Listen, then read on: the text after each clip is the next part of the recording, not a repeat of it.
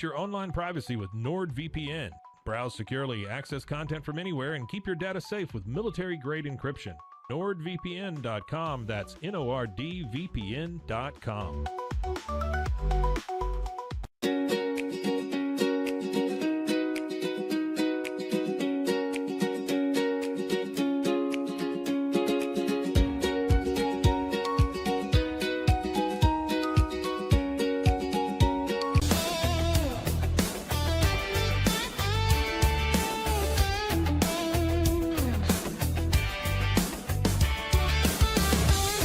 It's not just a glove, it's a 44 Pro. Crafted with dedication, made for performance, and built to last. Get your custom glove today at 44pro.com and experience the 44 Pro difference. That's 44pro.com, 44 Pro.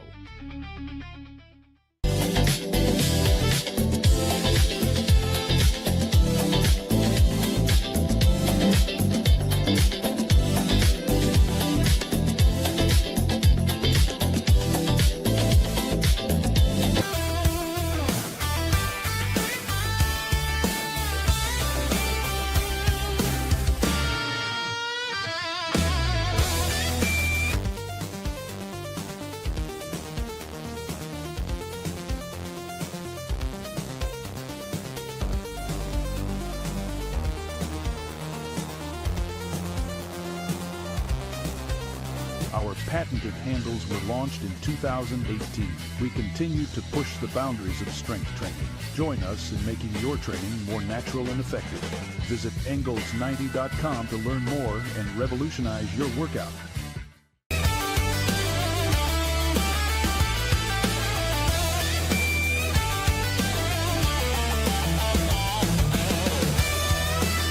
Looking for tickets to the hottest shows, games, and events? Ticket Liquidator is your one-stop shop for great prices, no hassles, and guaranteed tickets. Whether it's sports, theater, or concert, for the best seats at the biggest events, start with Ticket Liquidator today at ticketliquidator.com. Ticket Liquidator.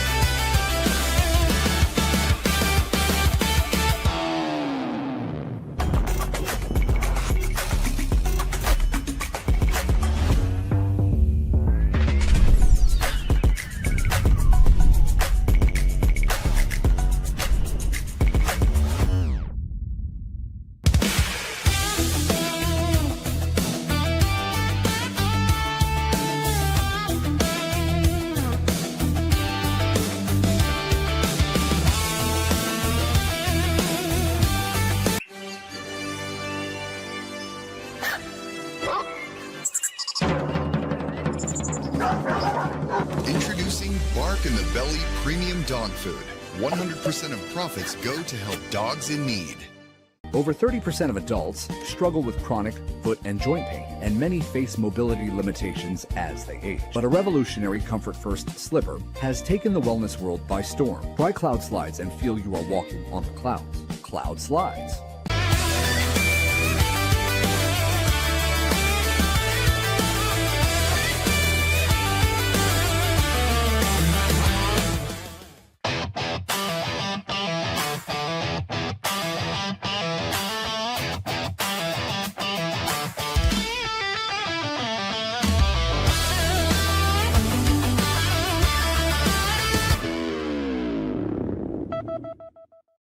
Welcome on in and welcome back to the Wicked Boston Show with Cam Stuart, powered by Rogue Media Sports Network. Hope you guys had a great Thanksgiving, but I know the only thing you cared about more than the sweatpants you were wearing, the mashed potatoes you were eating, was the football you were watching. And that's what we're going to be talking about today. Patriots, Giants, Monday Night Football, kind of sleeping into this one with the tryptophan, but here we are. Tonight, 8:30 Eastern time, the Patriots put that 9-game winning streak on the line. And in today's show, we're talking about why the Giants might have a sneaky edge in this game with the injuries that the Patriots have right now and having Jaxson Dart back in the lineup. What does that do for this big blue team? Plus, The 2024 quarterback class, man, just get ready for it.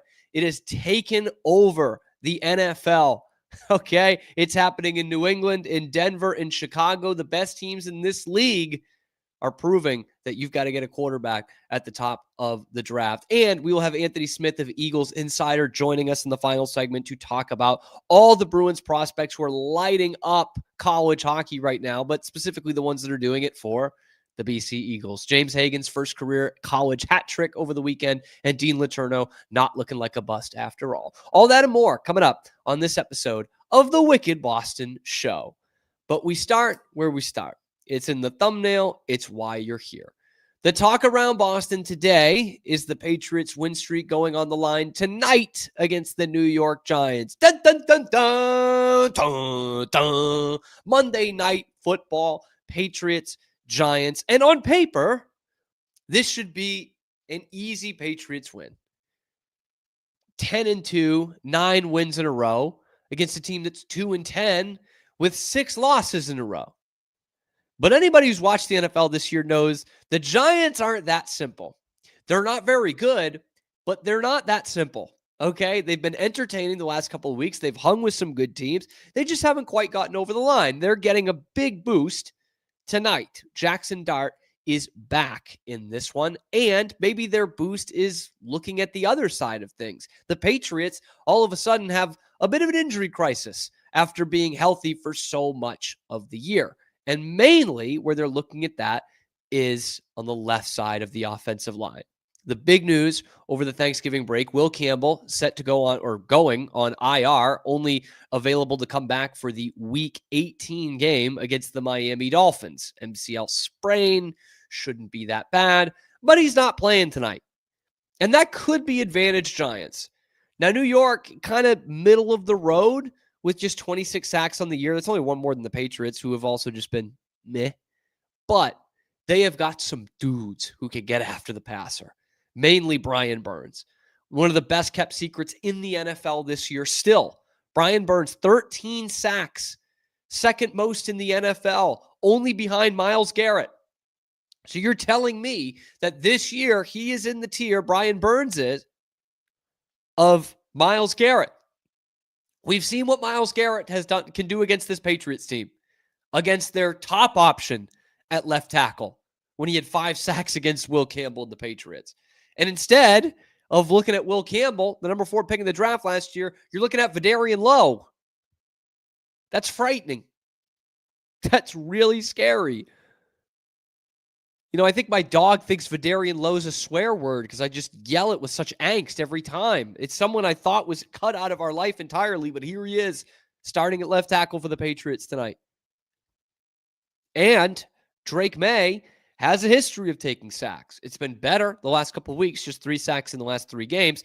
But before that, he had 12 in the previous 2. And those were all with Will Campbell playing. This is with Will Campbell out. Man. Brian Burns, dude, he can wreck a game all by himself, truly. And Abdul Carter, their top pick, he hasn't even gotten the sack game going yet. He's only got a half a sack in the whole year. Everything else, PFF-wise, he has been very disruptive in the passing game. So that's an area of concern for the Patriots in this game tonight. If the Giants are going to keep this close, it's probably because they're going to knock Drake Maye on his ass a couple times, because Will Campbell is not out there blocking for him. That is my chief concern with the Patriots in this ballgame. Can they keep Drake Maye off the turf? I think that's a huge ask, and the Giants are going to cut it loose, man. They're 2-10. They're 2-10. Everyone's watching. They're going to come after the quarterback a little bit. But where I think the Patriots can really get after him, surprisingly enough, shockingly enough, is the run game. Patriots aren't that good a running team, but the Giants have the worst running defense in all of football. Like, here's where the Patriots can show us something tonight against a 2-10 team. Usually that's just like, yeah, what did you expect? Of course they were going to do this, or this. They're playing a 2-10 team. But here's the Patriots, who are not a good running team. They've had an extra day of preparation knowing that they weren't going to have their left tackle in there. And they know they need to get better at running the ball, especially in short yardage situations. Remember, we went over the stats last week. They're about twice as likely to convert on a 3rd and 10 as they are to do on a 3rd and 2. They do not run the ball effectively in short yardage situations. Extra day of rest, for whatever that's worth, for Ramondre Stevenson, who was just in there as a decoy last week. But here's a scenario where your best course of action is running the ball down a team's throat. Maybe you find something that works. Maybe it is a big Travion Henderson game, which a lot of people are predicting over 66.5 rushing yards on DraftKings. I'm just saying. But maybe Ramondre Stevenson does get some run here. Maybe Terrell Jennings is healthy. Maybe you see the fullback run a little bit because Westover's out there a lot. He doesn't touch the football, though. And he's clearly not blocking all that well in short yardage situations because they can't do that. They can't win those battles. So basically what I'm saying is, if you can't run the ball against this team, you can't run the ball against anybody. And that would be a very sobering thought for Patriots fans as we are now in the month of December and we look towards the postseason and playing good teams in cold weather over the next 4, 5, 6 weeks here. We already know it's not looking great, but it'd be very sobering if you play the worst running defense in the league and you still can't score against them. You still can't run the ball against them. And if that is true, and that's a big if, but if that is true, that means you will have been lackluster against the NFL's worst rush defense in the Giants and the NFL's worst overall defense in the Bengals 2 weeks in a row. No bueno. Not good. I'll tell you what is good. Extra good news for the Patriots is the Giants really struggle defending the run, full stop. But the worst part of the field is when teams run to the right. And that's where you do have your healthy offensive linemen. That's where you do have Morgan Moses and Mike Onwenu. So I am predicting the Patriots to run the ball a lot tonight, maybe more than they have all season long. But where I think this matchup really becomes interesting is the quarterback battle. Jaxson Dart back. And that totally changes the Giants' offense.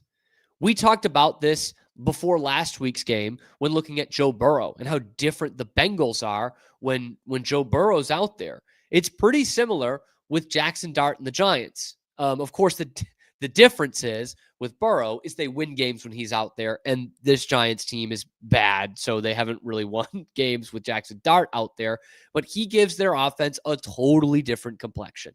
He hasn't played in almost a month, missed 2 games, both Giants losses, of course. But this Giants team was already hanging with good teams. And you bring their starting quarterback in there, that's a different story. The thing that is interesting with him is he's so dynamic. He's got big playability. He's such a weapon when he's at 100%. He opens up the playbook for the Giants. And typically you're not saying that about a rookie quarterback, but he absolutely is. And to take it a step further, what's also interesting about the situation is his own teammates want to contain him. His teammates, literally some of his best friends on the team, quoted this week telling the media, yeah, we're telling him to stop. We're telling him to get down. We're telling him to slide. And when he got hurt in that Bears game, back on November 9th, I think it was, he gets hurt on his 6th designed quarterback run of the game. 6th.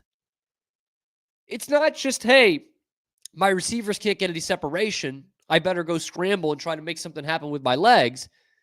This was Brian Daboll, the late Brian Daboll, saying we got to run Jaxson here. Jaxson Dart running gives us the best chance to win. It'll be fascinating to see how they handle that tonight against a Patriots team that has had a bit of a struggle against the only true dual threat quarterback they've played this year. And by dual threat, I mean running quarterback, because I wouldn't call Justin Fields a dual threat. I'd much rather him pass the ball. But they kind of struggled with that. Those read option plays, especially on that first drive where the Jets went right down the field and scored on them. They didn't have anybody who could match up one-on-one spying Justin Fields. Jaxson Dart's just as athletic, man. This kid's got some wheels, and he's elusive. So I am really interested to see how the Giants handle him tonight, because these are some rookies there's some young guys, I should say, overall, with Carter and Dart and their receivers who have had a big couple of weeks here, who are looking to get some more shine.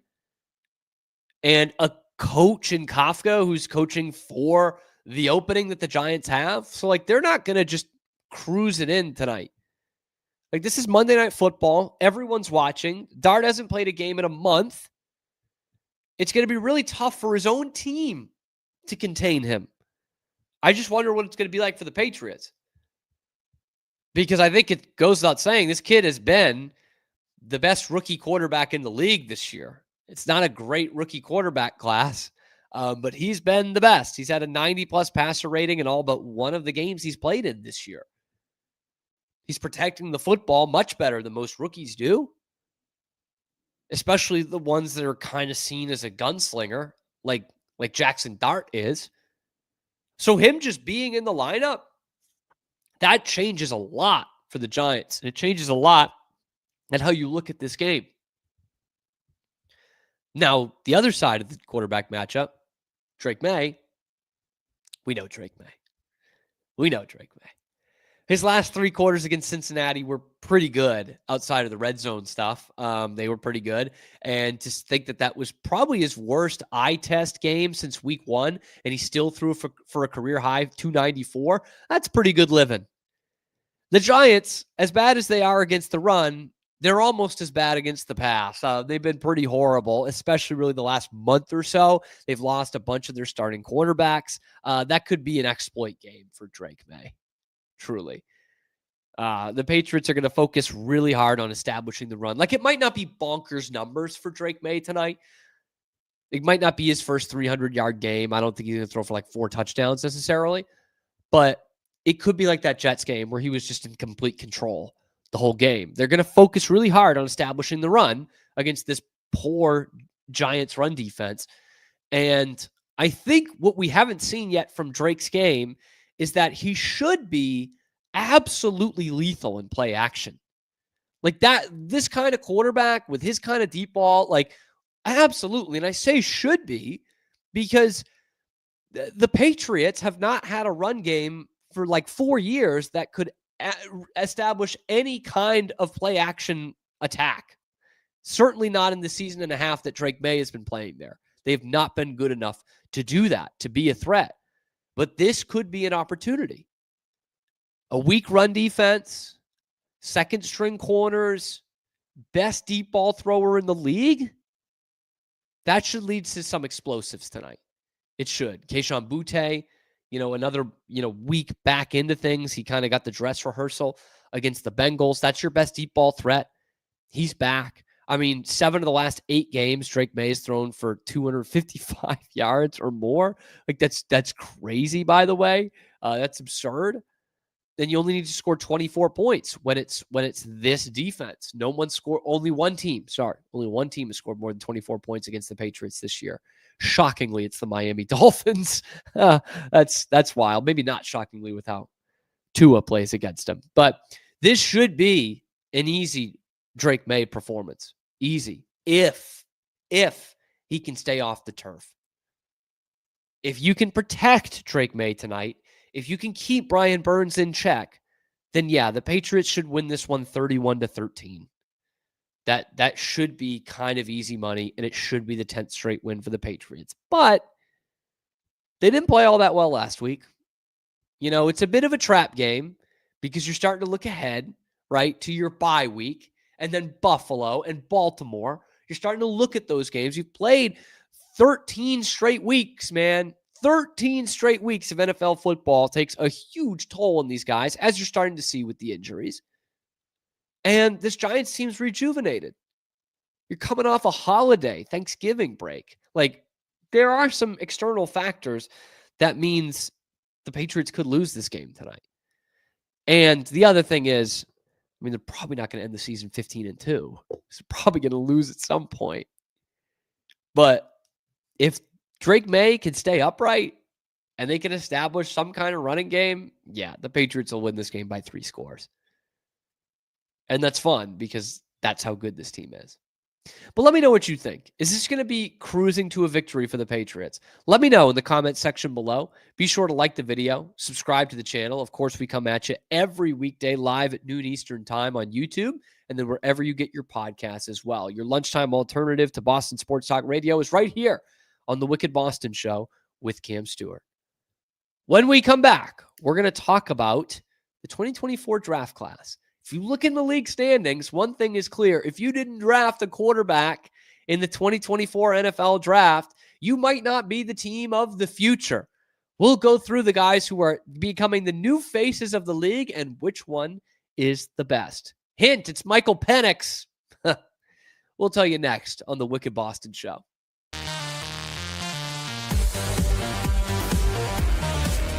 At 4U Health, we believe wellness and lab testing should be accessible, inclusive, and yes, fun. With our tech-powered at-home lab test, you save time and money while feeling your best. 4U Health. Visit 4uhealth.com today. With a focus on performance, design, and customer service, we're here to help you work smarter, not harder. Join us on our journey to simplify your world. Visit acasis.com today. That's ACASIS.com today. Apollo Neuro is a new kind of wearable that helps your body recover from stress, that helps you calm down and feel better. You sleep better, and you can get back to being yourself. Learn more at apolloneuro.com.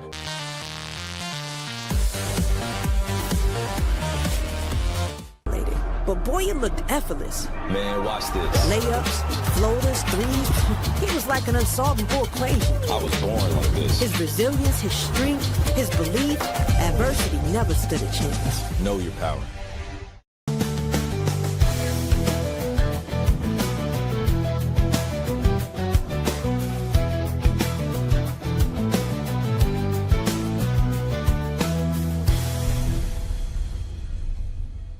Introducing Muck-Off's classic pink bike cleaner, powered by revolutionary nanotechnology that breaks down dirt and grime on a microscopic level while protecting your bike's delicate finish. us.muc-off.com. The U-Like Air 3, launched in 2023, ushers in a new era of sapphire ice cooling technology, offering nearly painless hair reduction in just 3 weeks. That's ulike.com. U-Like.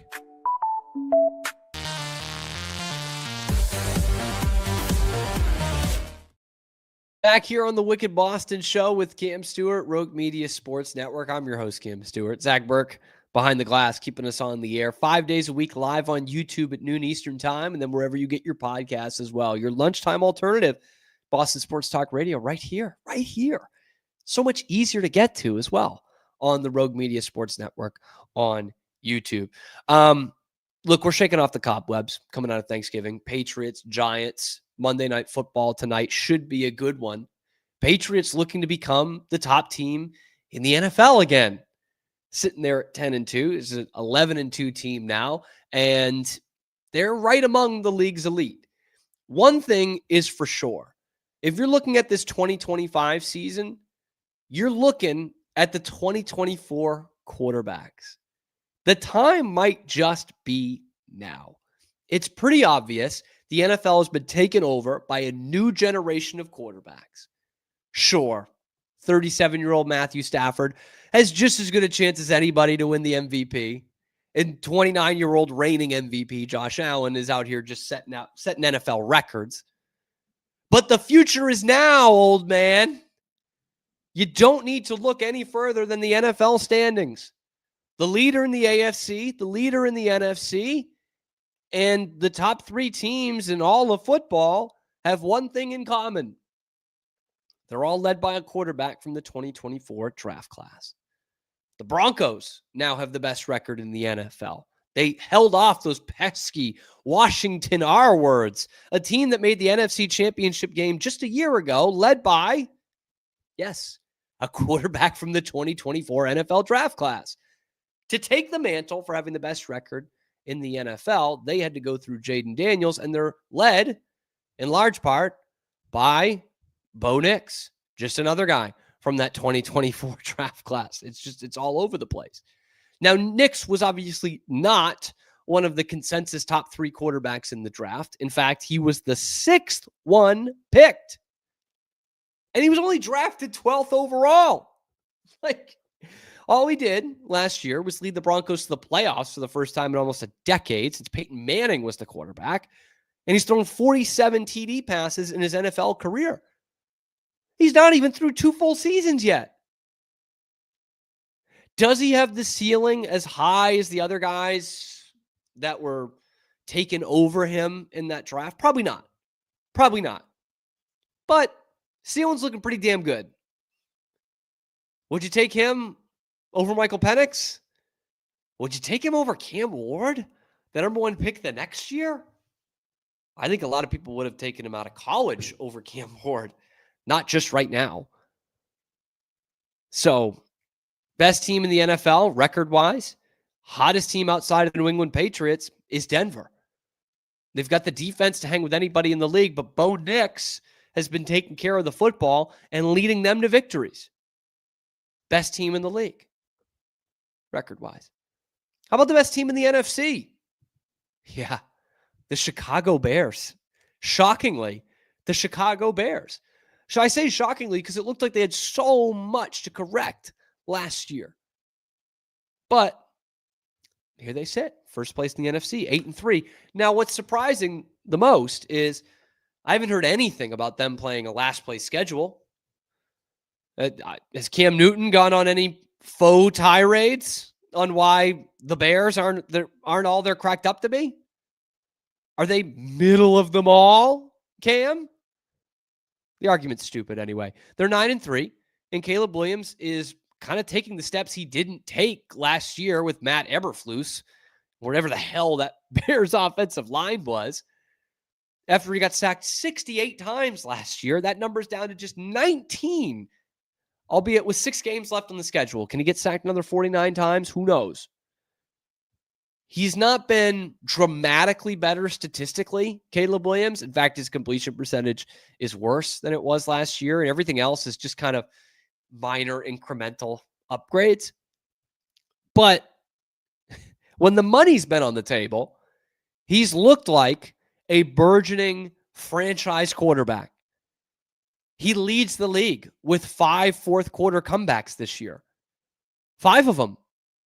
5 of their 9 wins, fourth-quarter comebacks led by him. 5 touchdowns and just 1 pick in the fourth quarter all year. He is not deer in the headlights anymore. Clearly, Ben Johnson has unlocked something in Caleb Williams. Because remember, this was a team when he was drafted that was kind of ready to win now, right? They picked Adunze, obviously, in the top 10 as well. They had the run game. They had Cole Kmet. They had veteran guys on that side of the ball. It looked like that team was ready to compete for a playoff spot last season. And they stunk. And now you get a real competent coach in here ripping his shirt off in the locker room. And Caleb Williams all of a sudden looks like a franchise quarterback.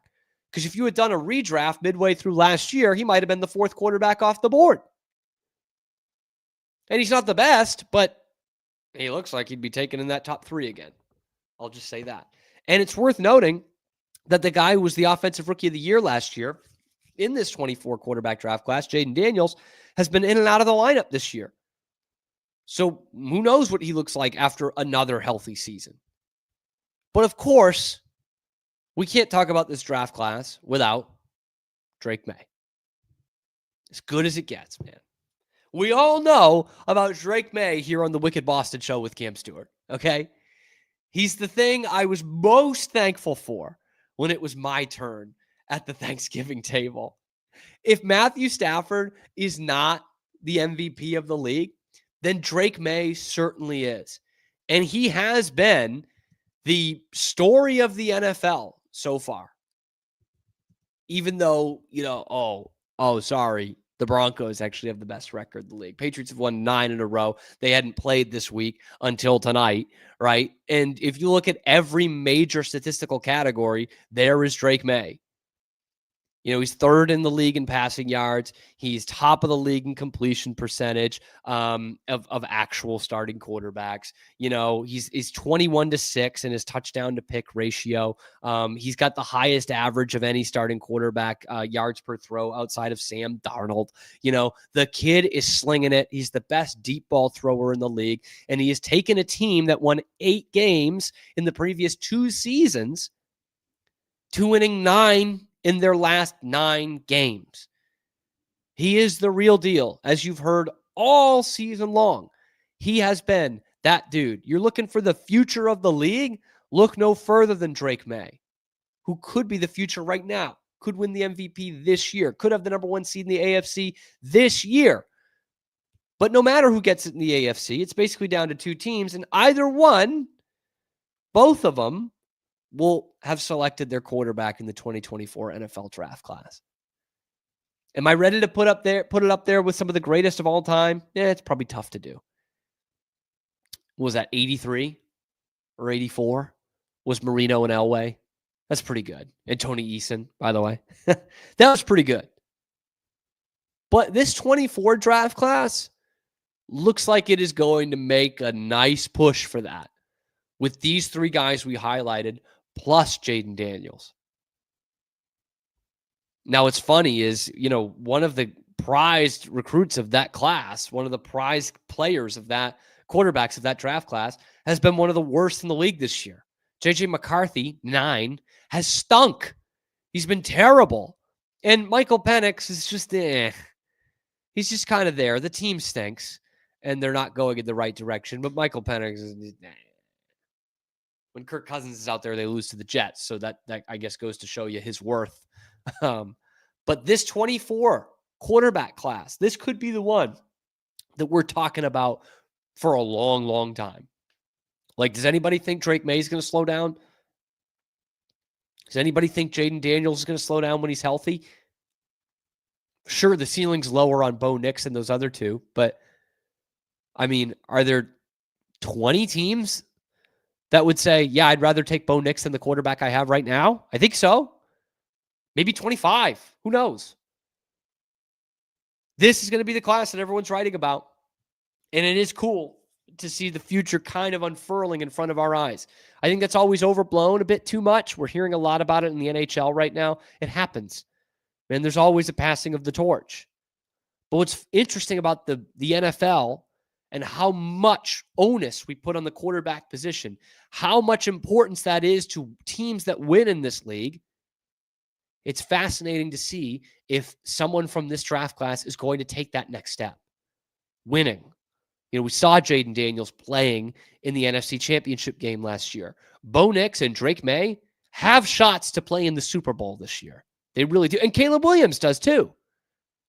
I think the AFC is a little bit more wide open. I don't think the Bears can beat the Eagles. But all 3 of those guys have a shot to play in the Super Bowl this year. In year 2, after a rookie last year was within 1 win of the Super Bowl. Are we then talking about that being one of the most loaded quarterback draft classes of all time? I think we are.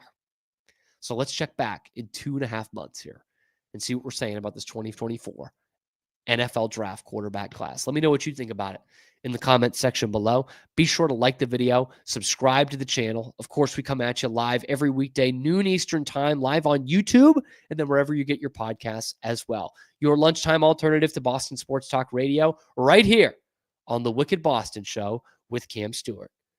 When we come back, we'll have a very special guest, Anthony Smith of Eagles Insider, to talk about the Bruins prospects that are tearing up college hockey and what James Hagens is doing that we hadn't seen before this weekend. It's coming up next on the Wicked Boston Show. Conference titles, playoff hopes, everything's on the line. A single loss can end it all. No one gets you closer to the college football action than DraftKings Sportsbook, the #1 sportsbook for live betting. New customers, this one's for you. Bet just $5, and if your bet wins, you'll get $200 in bonus bets instantly. Download the DraftKings Sportsbook app and use code CAMSHOW, that's code CAMSHOW, to turn $5 into $200 in bonus bets if your bet wins. In partnership with DraftKings, the crown is yours. Gambling problem? Call 1-800-GAMBLER. In New York, call 8778-HOPE-NY or text HOPE-NY 467369. In Connecticut, help is available for problem gambling. Call 8887897777 or visit ccpg.org. Please play responsibly. On behalf of Boot Hill Casino and Resort, Kansas, pass-through of per wager tax may apply in Illinois. 21 plus age and eligibility varies by jurisdiction, void in Ontario. Restrictions apply. Bet must win to receive bonus bets which expire in 7 days. Minimum odds required. For additional terms and responsible gaming resources, see dkng.co/audio limited time offer.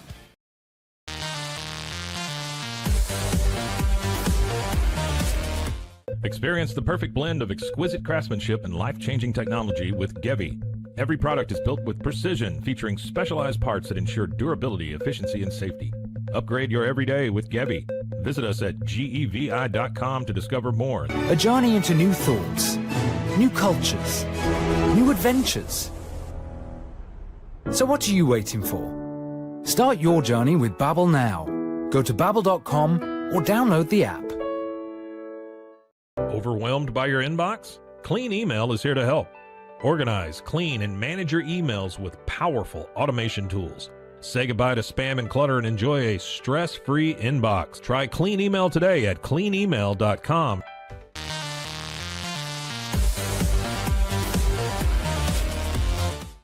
Better sleep, inspired by nature. Your back, hips, and shoulders will fall into perfect alignment in any position, meaning that you get deeper, more comfortable rest. Visit ecoterrabeds.com. Is your Mac running slow?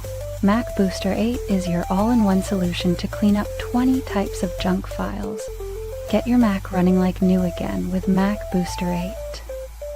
Visit macboost.net today. Tervis is all about staying hydrated. Each product is built to last and comes in endless designs to match your personality. Stay refreshed and express yourself with Tervis. Visit tervis.com today and find your perfect tumbler. The U-Like Air 3, launched in 2023, ushers in a new era of sapphire ice cooling technology, offering nearly painless hair reduction in just 3 weeks.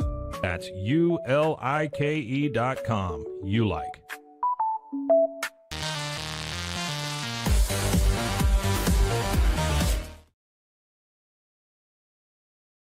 Back here on the Wicked Boston Show, Rogue Media Sports Network, your host Cam Stuart here, and special guest Anthony Smith from Eagle Insider, talking BC hockey. It's part of 24/7 Sports. And the reason why, Anthony, is not because I'm this diehard BC Eagles fan, okay? That's not the case, but because they have become the Bruins farm system. 6 Bruins prospects taking the ice for Greg Brown and the Eagles this year. And of course, Anthony, none bigger than James Hagens, the number 7 pick in the draft. Well, physically bigger, sure, but no prospect bigger on the ice for the Eagles and the Bruins than James Hagens, pick number 7 overall in the 2025 NHL draft, coming back for his sophomore year at BC.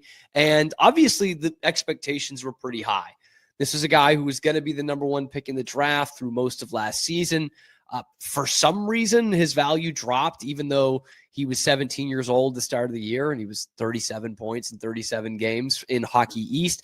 Still on the same pace, 13 points in 13 games, but a different supporting cast around him this year. Not a bunch of guys who are going to play in the NHL at the end of this season. So have you been impressed with James Hagens so far? Yeah, Cam, thanks again for having me. Yeah, I mean, Hagens has gotten a lot better, I would say. You know, he's become more assertive with the puck. You know, he's about the same in the faceoff dot.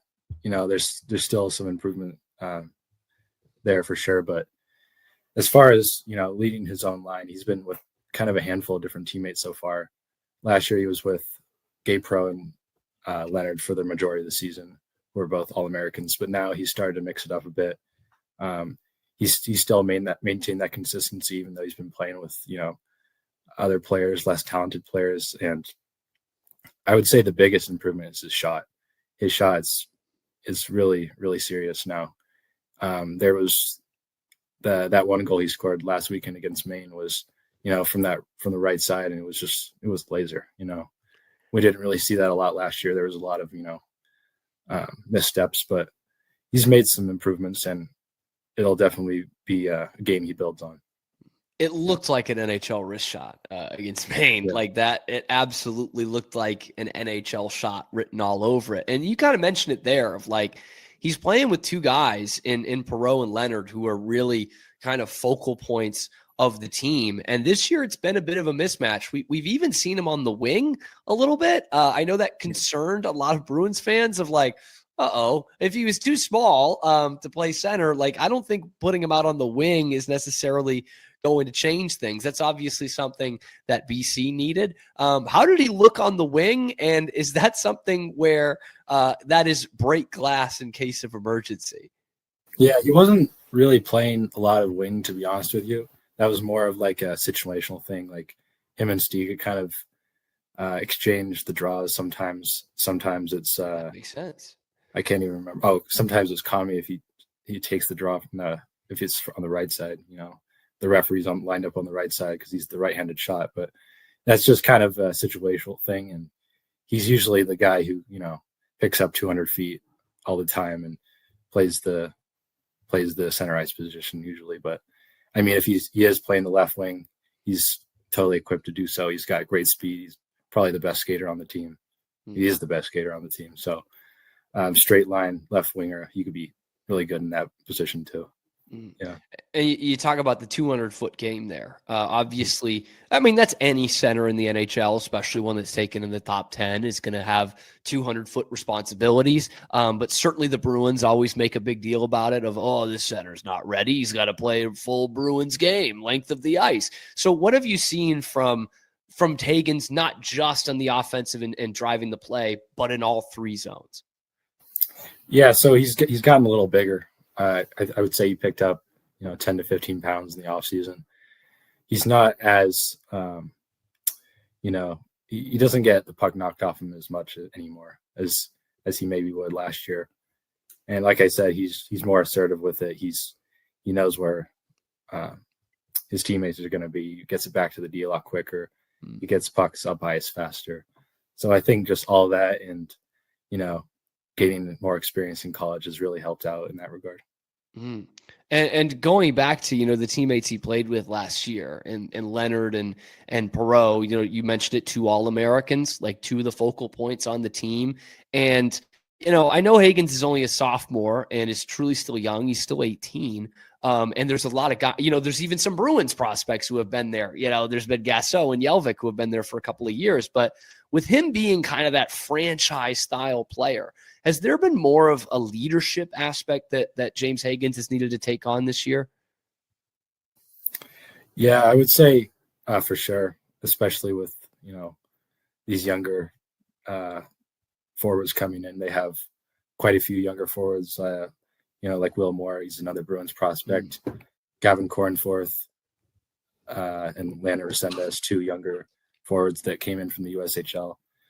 But not necessarily young age-wise, but, younger playing wise, less experience. So definitely I assume he's been a mentor to those guys and, really helped him out and getting him acclimated to college hockey. Now, Hagens, of course, kind of the big win in the draft for the Bruins this past year, but it was actually the second straight year they took a BC Eagle in the first round. A lot was made of Dean Letourneau's freshman season, which you got to see up close and personal as well. 0 goals, 3 assists, 36 games. Even Don Sweeney said, probably a mistake to send him to college that early, especially that high level. Probably should have been playing in the ECHL.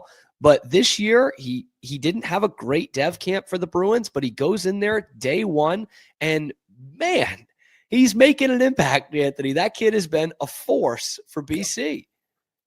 Yeah, he has. I don't know how much the injury was a factor in last year's,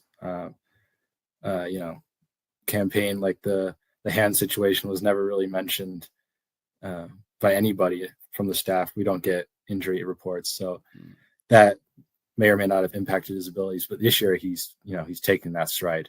They were saying how he kind of stopped the growing process, so developing the skating and the off ice stuff a lot easier. And I would say the biggest improvement with Letourneau is his skating. It's less choppy, it's more of a smoother stride, and he gets up up the ice so much faster, especially when he has the puck. Last year, it was kind of like he was picking up guys late and everything was just, one step behind. But now everything slowed down for him. He's playing with a lot more confidence, and he's even really driving that line that he's been on with Sondrel and Vogt. Mm-hmm. Yeah. And it's really, it's kind of, you mentioned like the injury kind of gets, swept under the rug in terms of what we're hearing, right? And the other thing to kind of take into account too is the growing process, man. The kid is 18 going into college, man. He's 6'7" and 220.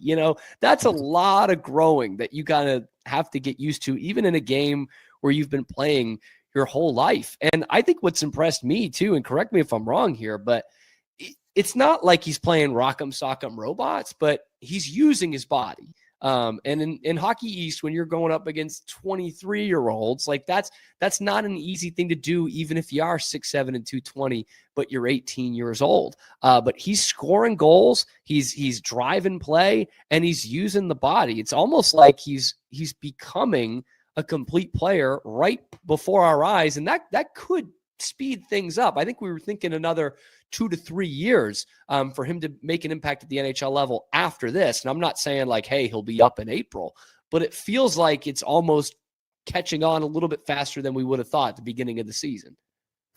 Yeah, absolutely. He's using his body more strategically. It's a good way to put it. Yeah. He's finishing checks. He's, protecting the puck when he's going down the right side. He had a nice assist against UMass by doing that. He wrapped around the net, used his frame well. But yeah, I mean, he's on track to get to the NHL, someday, sooner rather than later. Obviously, it's probably going to be, maybe another season after this one, maybe even one more after that one.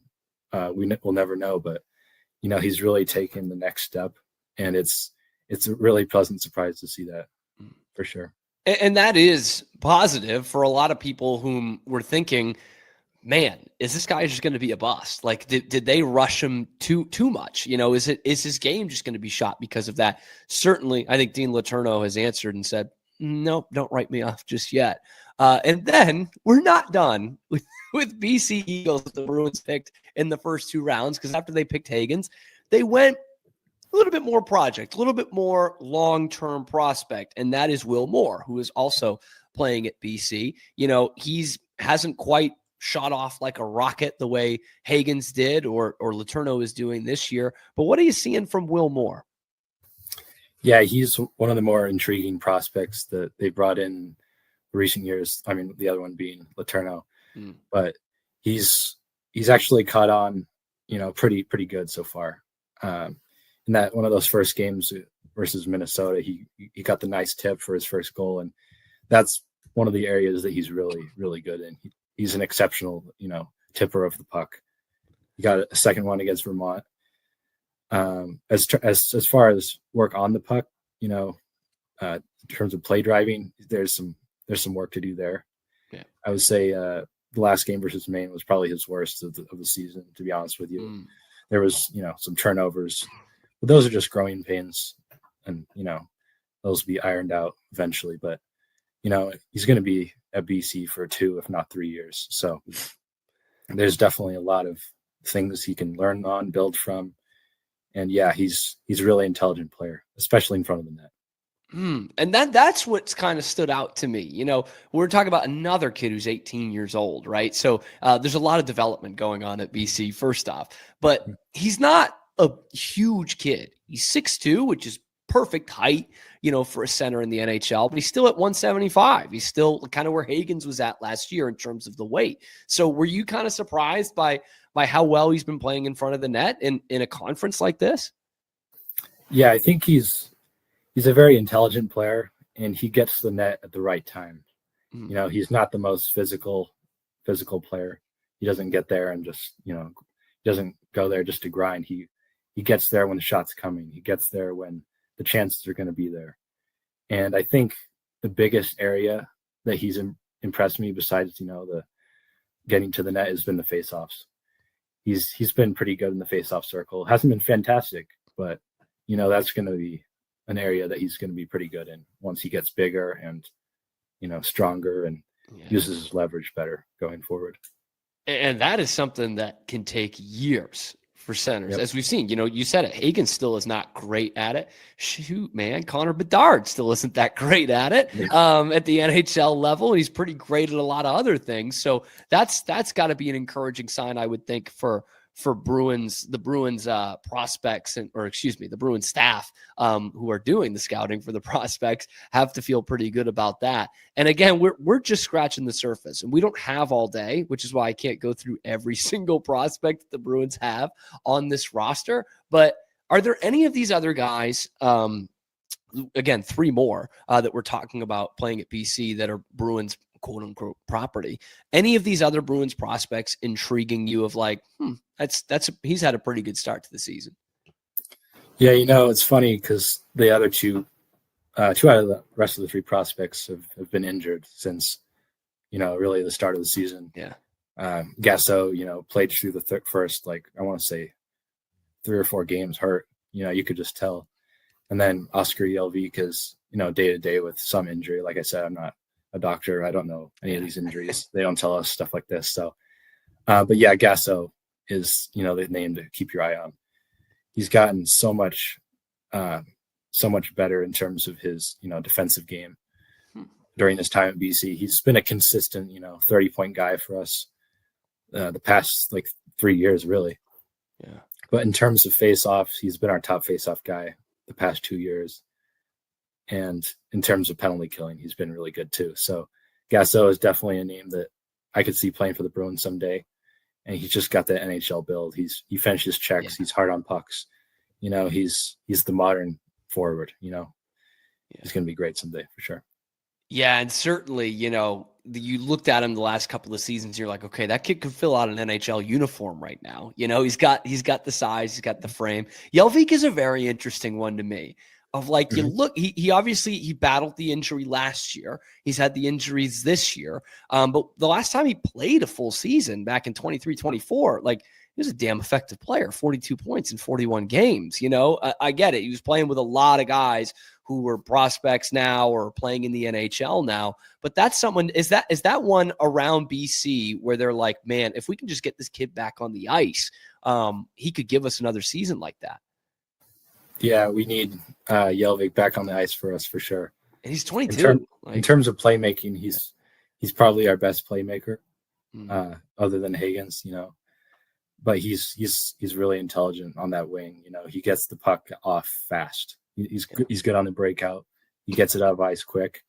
And in terms of the power play, if you were to put him in the middle, if you feed him, he gets the puck off to the side fast, and it opens up a lot of opportunities. And you were able to see that, 2 years ago with Cutter Gauthier, like you said, he was able to feed him quite a few times. He was able to capitalize off all those chances and collect a lot of points for sure. Anthony Smith, Eagles Insider, 24/7 Sports, covering BC hockey. Man, I could talk all day if we're talking Bruins prospects, but we'll certainly have to check in at other points in the season. Anthony, before we let you go, just let the people know, how can they follow your work and keep up with all the Bruins prospects throughout the season? Yeah, absolutely. So my personal Twitter is Anthony_Smith89. I post all my work on there. I post game updates, post my articles and recruiters and stuff like that. And then for the publication itself, it's at BC Eagle Insider on Twitter. And Anthony is doing this for every single game, inside and out. Anthony's got it covered. Anthony, I really appreciate you taking the time and joining the show today. You bet, Cam. Thanks a lot for having me. There he goes, Anthony Smith, Eagle Insider. We have got more from the Wicked Boston show, but let me know what you think about James Hagens, these Bruins prospects playing at BC, what you're looking for, what you're hoping for from these guys. Let me know in the comment section below. Be sure to like the video, subscribe to the channel. Of course, we come at you live on YouTube every weekday, noon Eastern time, and then wherever you get your podcasts as well. Your lunchtime alternative to Boston Sports Talk Radio, right here on the Wicked Boston show.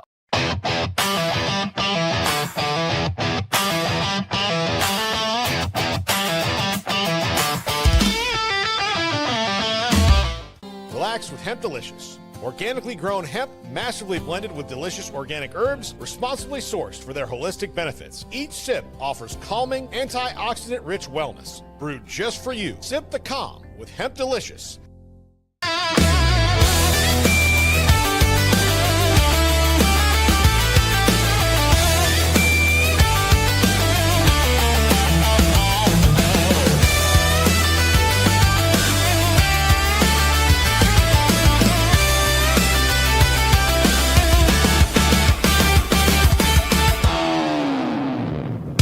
At Open Goal USA, we're revolutionizing training for both soccer and lacrosse with our innovative portable rebounders. Perfect for players of all ages and skill levels. Visit OpenGoAAALUSA.com and elevate your training today.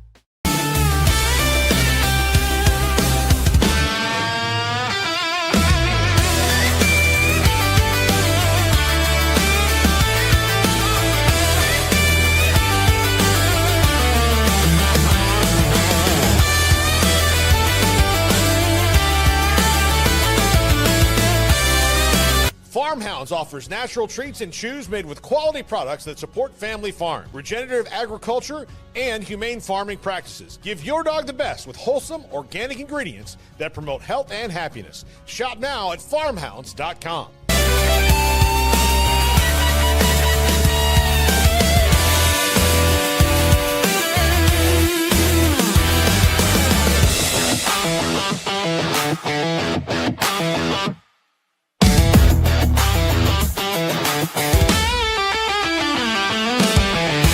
Get paid faster with Bill, the easiest way to send, receive, and manage your payments. No more delays, no more hassle. Whether you're a freelancer or a business, Bill makes payments seamless and secure, simple, fast, and reliable. Sign up today at Bill.com.